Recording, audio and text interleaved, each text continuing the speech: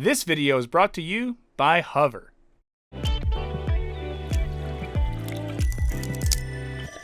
Hey Wisecrack, Michael here, and today we're back to one of our favorite topics, anti-vaxxers. Now, we've already talked about some of the surprising roots of the modern anti-vax movement, but today we wanted to go in depth on one particular part of that story.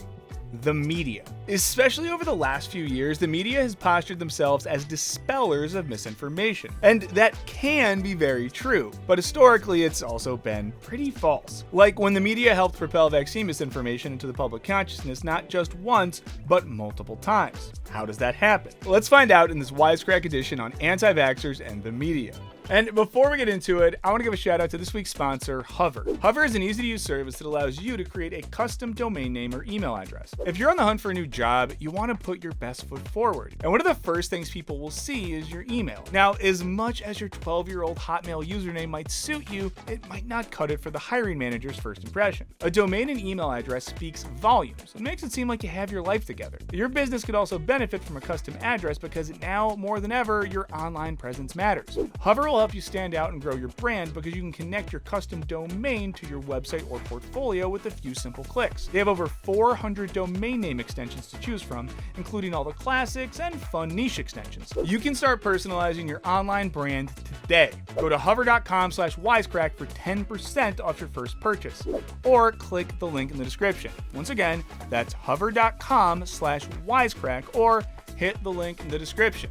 Now, back to the show. Now, for a quick disclaimer, we're going to be talking about the quote-unquote debate about certain vaccines, but it's important to remember that massive population-level studies have pretty conclusively proven that vaccines A, do not cause autism, and B, are safe aside from incredibly rare adverse events. Which is all to say, we'll be talking about controversies today that are not scientific controversies at all. We're also going to be talking a lot about television news because, well, it's visual, but rest assured, the same problems that we will discuss exist in print. Alright, enough disclaimers. Let's start with a vaccine scare that many credit for launching the modern anti-vaccine movement in America. A 1982 documentary called DPT Vaccine Roulette. The special put forth the concern that the pertussis, or whooping cough vaccine, was causing permanent brain damage in kids. While the vaccine was known to have more severe side effects than other childhood inoculations, there was no evidence that it caused any of the long-term brain damage detailed in the documentary. It pit one supposed expert against another, all the while presenting viewers with heartbreaking images of parents caring for their children. Despite serious phrasing problems, my grandsons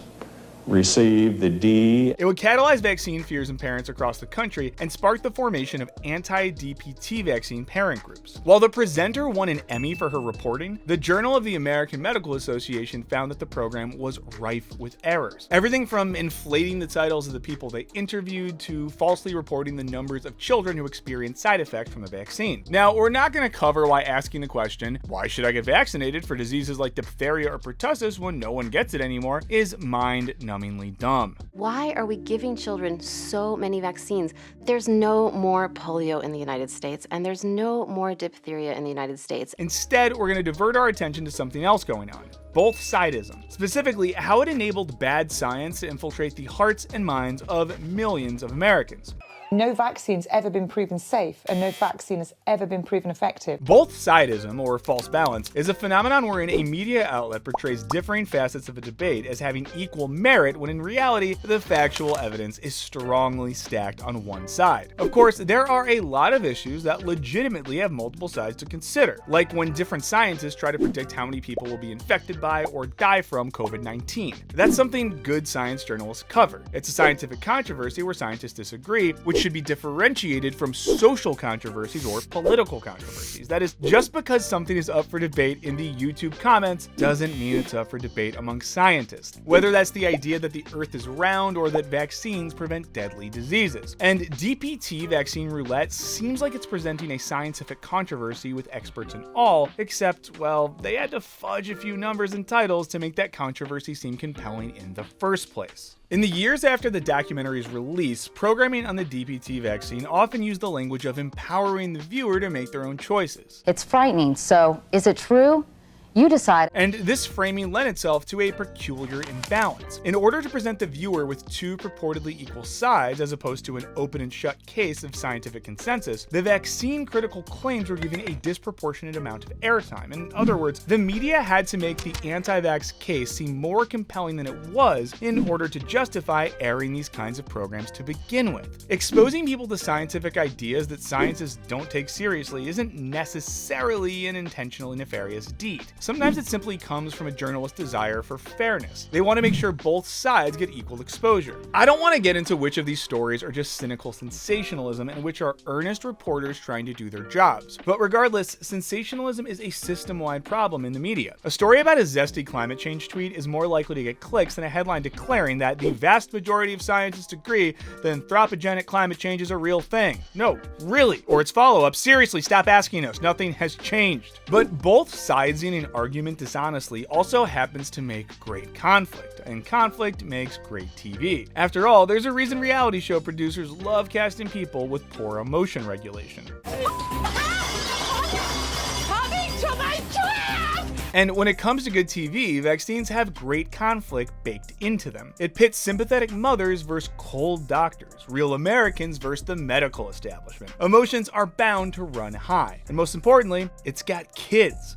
Nothing draws attention like suffering children. It makes for such reliably good TV that doctor versus mom is basically a genre of its own within talk show segments. We dug up a bunch of these segments, starting with a 1986 episode of Regis Philbin's The Morning Show. On one side were two mothers who claimed the DPT shot harmed their children. Then there's the director of a hospital pediatric ward. After one mother whose child died tells her story, the doctor says, "What's important is not to minimize the tragedy that you just heard about, but it has to be put in perspective." The mother inhales and blinks rapidly. She looks like she's desperately trying to keep it together. Of course, factually, the doctor is right. Danger from vaccine reactions are far overshadowed by the number of lives saved. But it sounds cold and callous to spew public health statistics in the face of a grieving mother. The viewer is just as likely to come away feeling rage on the parent's behalf as they are to be reassured about the efficacy of childhood vaccine schedules. Here's another mother on CNN's Sonia Live in 1990 debating the DPT vaccine. She appears to have the most cutting-edge information on new scientific studies, has memorized all the relevant numbers, and seemingly holds her own against the doctor who she is debating without relying on an emotional appeal. So, who are we supposed to believe? We also pulled a 1995 segment with Brian Gumbel about the chickenpox vaccine, where the host, after talking to an actual pediatrician, says there is quote-unquote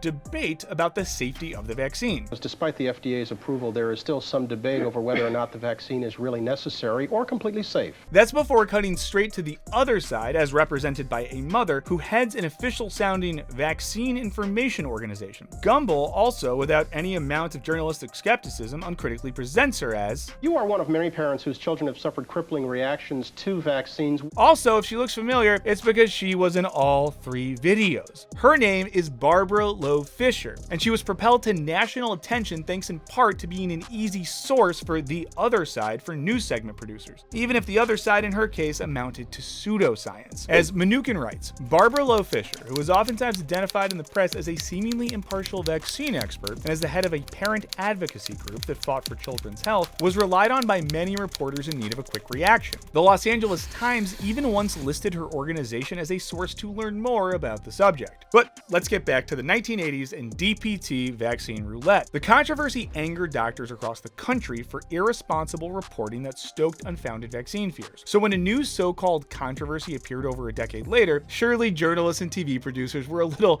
better equipped, right?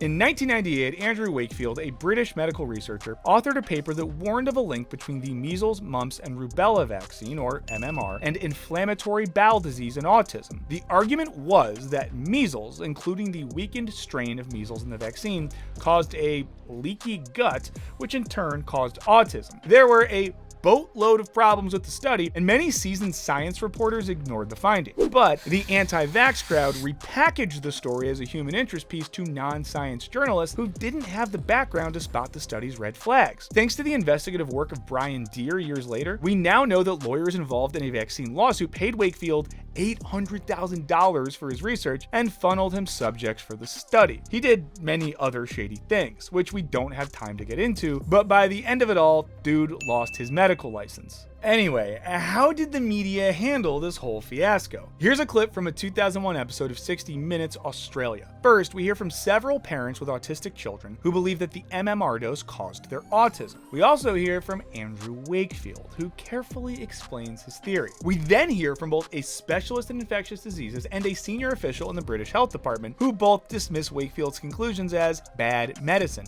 The studies simply do not convey the conclusions that Dr. Wakefield attaches to them. Despite multiple experts weighing in to explain that there is absolutely no evidence of the MMR vaccine causing autism, I can tell you, Tara, that all the studies that have been done show no link. we pan back to Wakefield, who hits us with this doozy. Now, the fundamental rule of clinical medicine is that you listen to the patient or the patient's parents. And so when they say to me, I think this was MMR, do we take that seriously or not?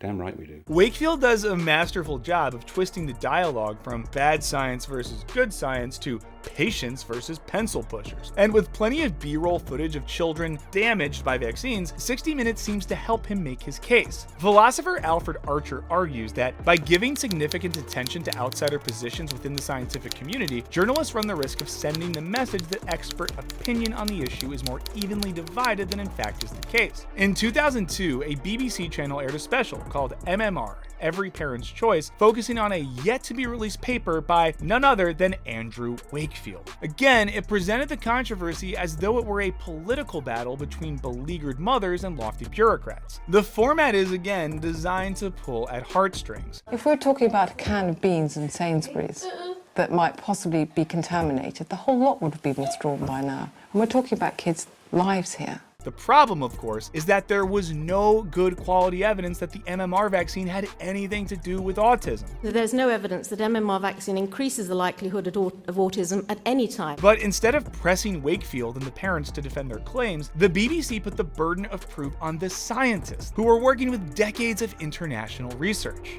Just because there is no evidence now doesn't necessarily mean that there won't be evidence in the future. What happens if you've got it wrong?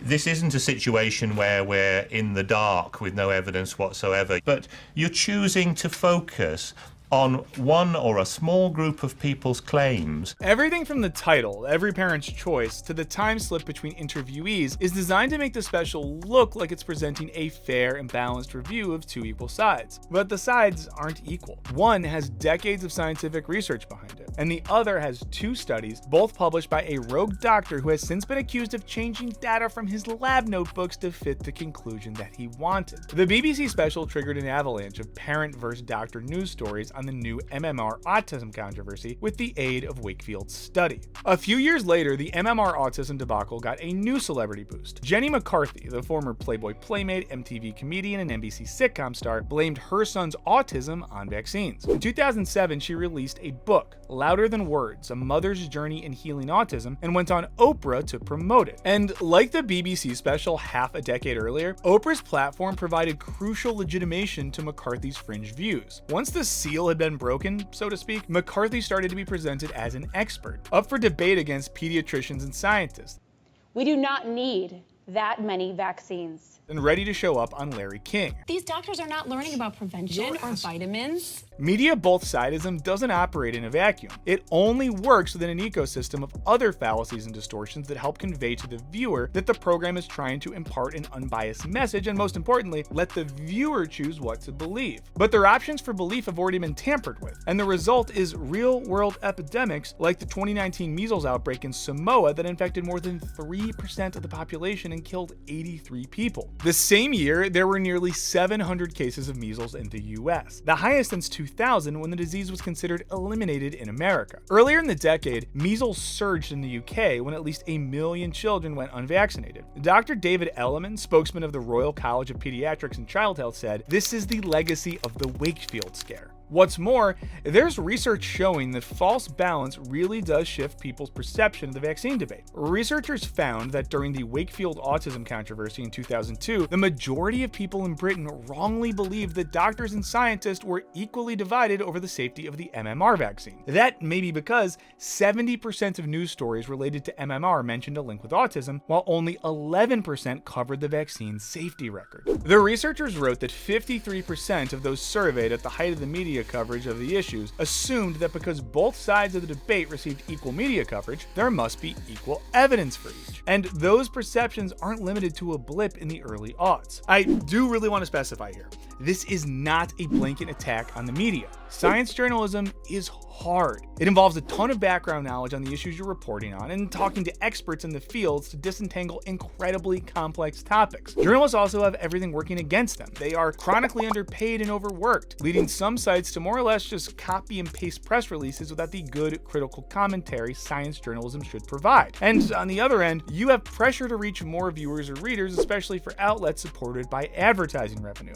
But unfortunately, all these factors led us to a place where people take pseudoscientific fears way more seriously than they should. And those memories of vaccine scares, whether from MMR, DPT, or others, resurface for many as they consider whether or not to vaccinate their children or to get vaccinated against COVID-19. Many outlets have since grappled with the flaws of both sides' journalism when covering conspiracy theories, pseudoscience, or just flat-out misinformation coming from government officials, but many have not. But what do you think? Let us know in the comments. Big thanks to our patrons for all your support.